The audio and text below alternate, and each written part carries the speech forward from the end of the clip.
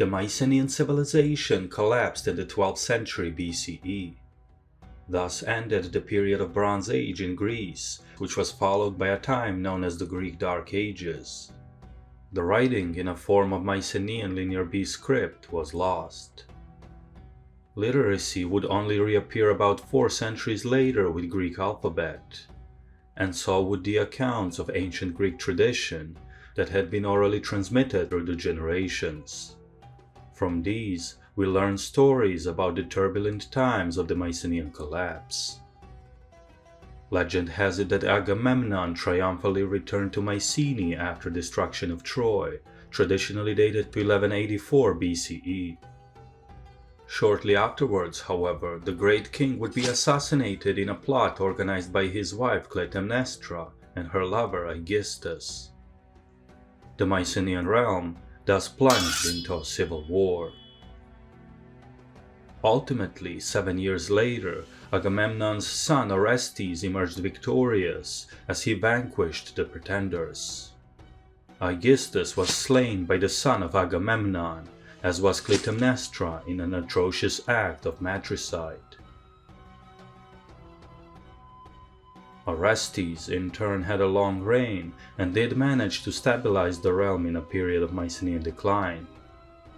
He was succeeded by his son Tisamenus, the final king of Mycenae. Tisamenus ruled in the late 12th century during the time of multiple Heraclid attacks from the north. He first managed to defeat an invasion led by Aristomachus, a great-grandson of legendary Heracles.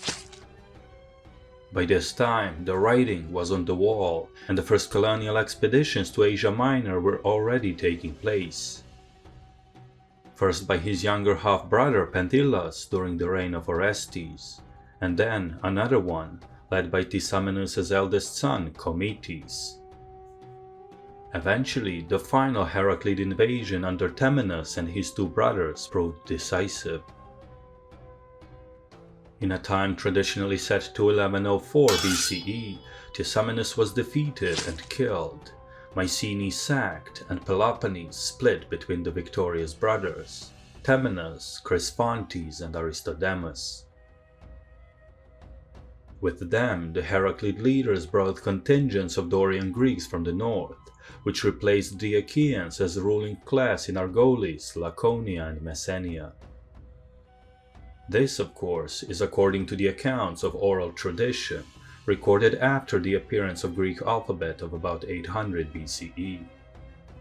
It would be about 400 years removed from the time literacy was previously present in Hellas. So, what do we actually know about the post-Palatial period in Greece? Archaeological evidence does prove that the city of Troy was indeed destroyed and burned in the early 12th century, roughly corresponding to the traditional date of 1184. However, archaeology also shows us that very shortly afterwards, almost simultaneously, the major palatial centers in Greece were also sacked and burned.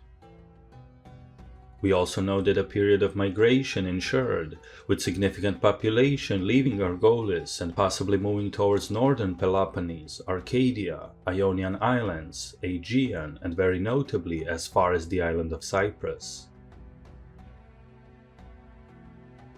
Could this correspond to the civil war in the aftermath of Agamemnon's assassination, as told by the ancient tradition?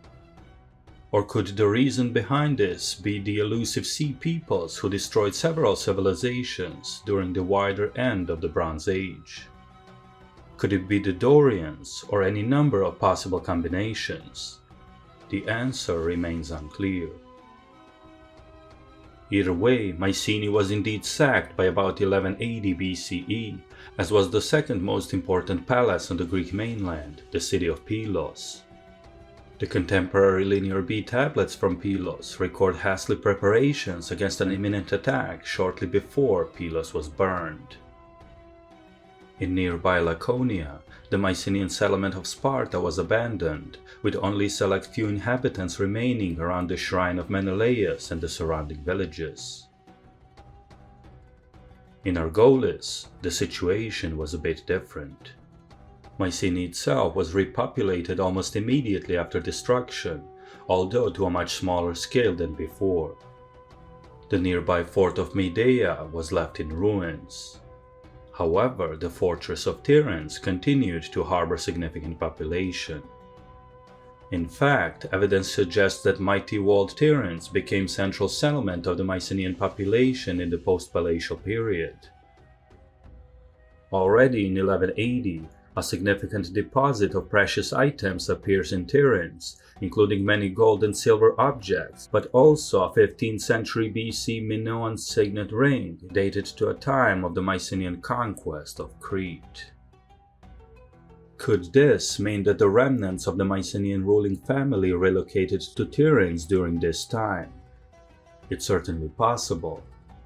By 1150, the population of Tiryns reportedly increased to 15,000 inhabitants, compared to 10,000 estimated for a century earlier.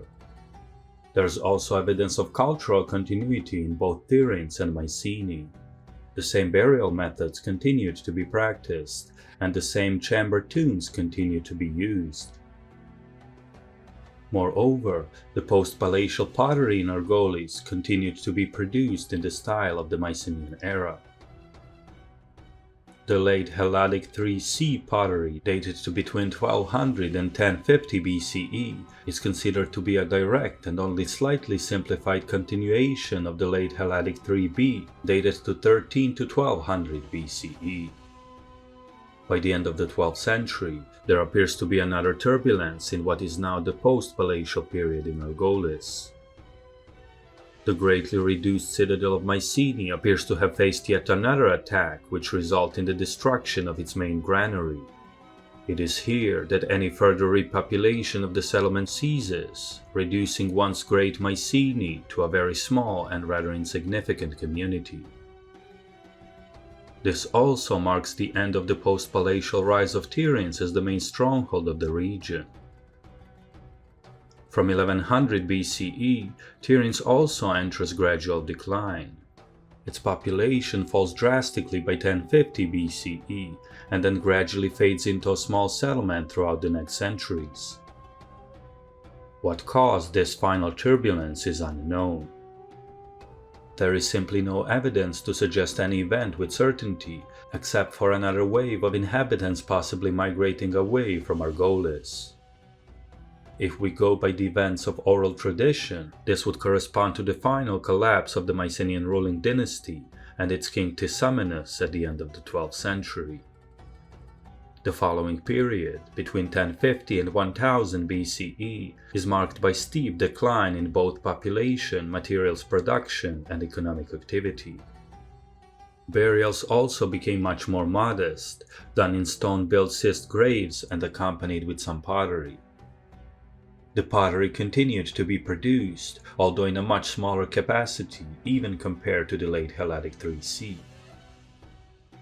In archaeology, this pottery style is called the Sub-Mycenaean pottery, characterized by much simpler designs and modest distribution.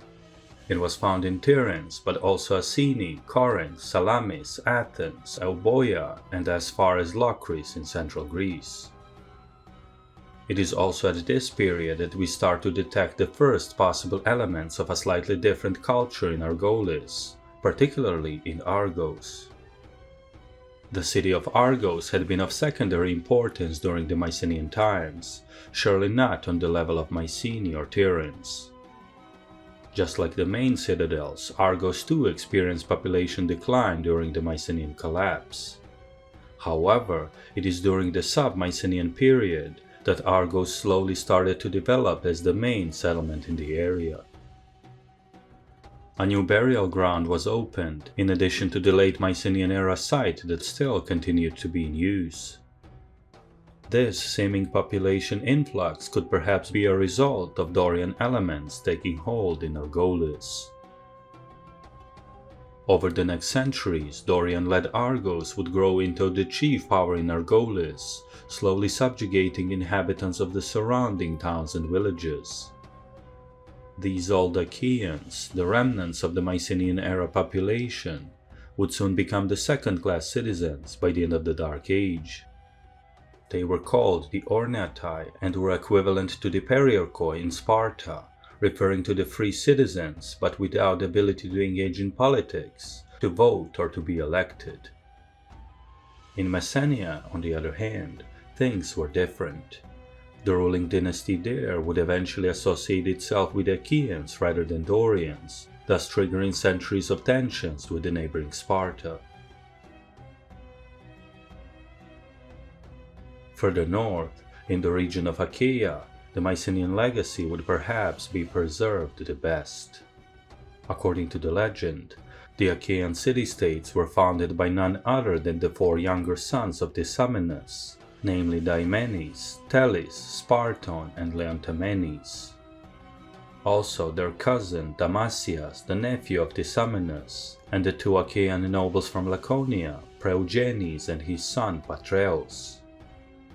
Tisamenus himself was buried in Heracle, the chief settlement of the Achaean League. Many more Mycenaean era episodes are on the way, so please consider subscribing to the channel. This was WanaxTV.